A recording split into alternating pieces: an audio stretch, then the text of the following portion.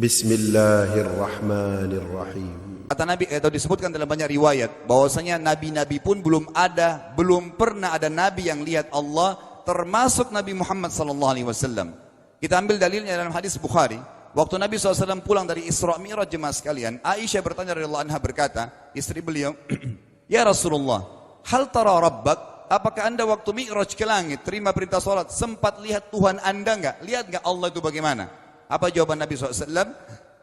Nurun ala nur anna arah.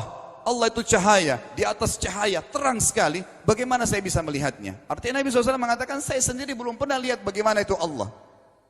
Contoh sebelumnya Nabi Musa alaihissalam. Nabi Musa waktu menerima wahyu Taurat, itu selama 40 hari, turun Taurat lengkap. Al-Quran 23 tahun baru lengkap. Kalau Taurat 40 hari, nunggu di gunung Tursina. Tursina sebuah wilayah di Mesir sekarang. Itu banyak gunung-gunung batu, ada satu gunung batu yang tinggi, Nabi Musa nunggu di situ. Setiap hari Jibril datang turunin surah, turunin ayat gitu. Setelah berlalu 37 hari dari 40 hari menunggu Taurat turun, Nabi Musa alaihissalam tiba-tiba bertanya kepada Allah, mengatakan begini dalam Al-Quran, A'udzu billahi minasyaitonir rajim, Rabbi arini anzur ilaik.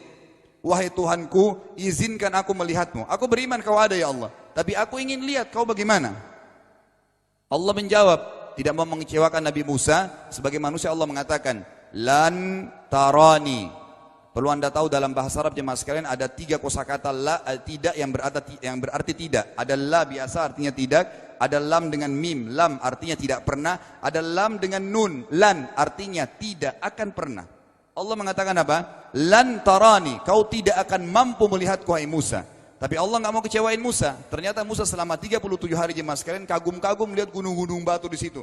Pergantian siang malam, burung-burung yang terbang, air yang mengalir di lereng-lereng gunung. Lalu dia mengatakan, Allah mengatakan apa? Walakin unzur ilal jabal, fa in istaqarra makanahu fasawfa tarani. Coba kamu lihat gunung-gunung batu di sekitarmu hai Musa. Kalau mereka bisa menampung kedatanganku, kata Allah, kau akan bisa melihatku. Apa yang terjadi? Allah lanjutkan, falamma tajalla rabbuhu lil jabal. Waktu Allah baru niat mau datang, belum datang, ja'alahu dakka. Semua gunung batu itu hancur lebur, tidak mampu menampung kedatangan Allah. Wa kharra Musa sa'iqa. Lalu Musa pingsan tiba-tiba. Waktu Nabi Musa bangun, langsung ucapkan kalimat, amantu billah. Saya beriman pada Allah. Berarti fakta lapangan, nabi-nabi aja belum pernah lihat Allah. Masih pertanyaan lagi jemaah sekalian, kenapa Allah nggak bisa kelihatan? Saya akan jawab dan tolong ini jadikan sebagai pegangan hidup. Ini landasan akidah kita. Kata para ulama, karena anda kalau sholat, anda mengucapkan satu kalimat yang merupakan jawabannya. Allahu Akbar. Allah Maha Besar. Akbar adalah siga mubalaghah dalam Islam. Sesuatu yang melampaui batas, Maha Besar. Kita terangkan. Kata Nabi SAW, perumpamaan bumi yang kalian tinggali ini dibanding dengan langit pertama di atas kepala kalian ada 7 lapis langit. Allah mengatakan sab'an shidada, 7 lapis langit yang kokoh. Alladzi khalaqa sab'a samawatin tibaqa, yang menciptakan langit tibaqa bersusun 1, 2, 3, 4, 5, 6, 7. Allah di atas langit ke-7. Kata Nabi SAW, perumpamaan bumi yang kalian tinggalin dibanding dengan langit pertama di atas kepala kalian, ibaratnya seperti cincin yang dibuang di padang pasir.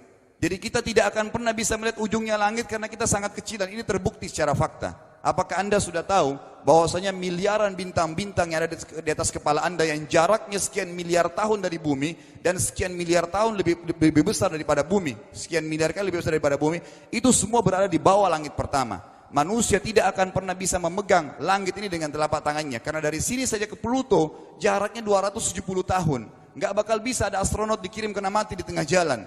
Jaraknya jauh sekali bintang-bintang dan semua berada di bawah langit pertama.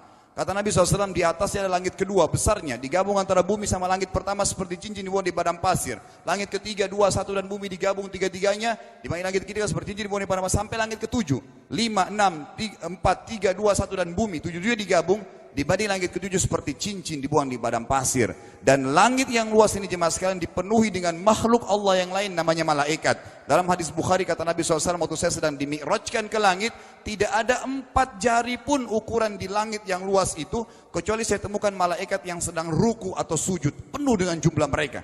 Anda tahu malaikat itu ada namanya nama kelompok, seperti Raqib, Atid itu kelompok. Di bawah Raqib banyak miliaran malaikat, di bawah Atid miliaran malaikat. Sama dengan Munkar Nakir, ada memang nama kelompok. Makanya kalau manusia 5 miliar, Raqib Atidnya 10 miliar. Raqib Atidnya 10 miliar.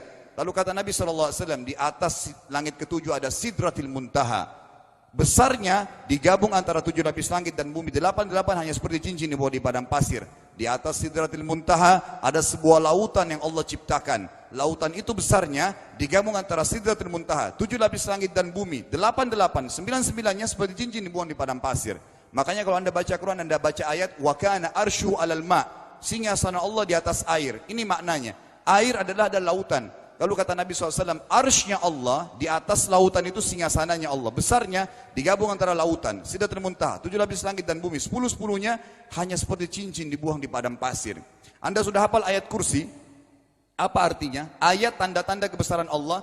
Kursi itu artinya bukan tempat duduk, tapi tempat pijakan kaki raja di singgasana. Kalau raja ingin naik singgasananya di pijakan kaki, itu namanya kursi. Kita baca apa? Wasi'a kursiyuhu as-samawati wal ard. Pijakan kakinya Allah saja sudah menutupi seluruh langit dan bumi ini. Jadi kita mustahil bisa melihat Allah karena besarnya Allah Azza wa Jal. Tinggal kita tutup jemaah sekalian. Kira-kira, lalu bagaimana saya berhubungan dengan Allah? Jawabannya sederhana. Anda lingkari namanya Allah, ini Tuhan kita. Yang menyembah selain Allah kafir, yang mempartisipasikan Allah dengan makhluknya, masih sembah berhala, kuburan, jimat, namanya syirik. Dua-dua enggak boleh. Untuk berhubungan dengan Allah yang tidak kelihatan dengan mata kita ini, tapi kita bisa rasakan keberadaannya, cuman satu cara. Di bawahnya lingkarin ibadah, salat, puasa, zakat, haji, takziah, ziarah kubur, semua ini adalah rangkaian ibadah untuk berhubungan dengan Allah. Semua ibadah ini jemaah sekalian harus seperti yang Allah mau, bukan yang Anda mau. Ini penting. Karena kalau tidak seperti yang Allah mau, Allah tidak terima. Bagaimana caranya supaya bisa seperti yang Allah mau? Ikuti buku pedomannya. Ada Al-Quran, ada Sunnah. Yang beribadah keluar dari 2 pedoman wahyu ini tidak akan diterima oleh Allah. Seperti Anda kalau kerja di perusahaan, pimpinan perusahaan kasih peraturan. Senin pakai baju kuning, Selasa baju hijau, Rabu pakai baju hitam. Datang jam 7, keluar jam 5 sore. Ternyata Anda tidak.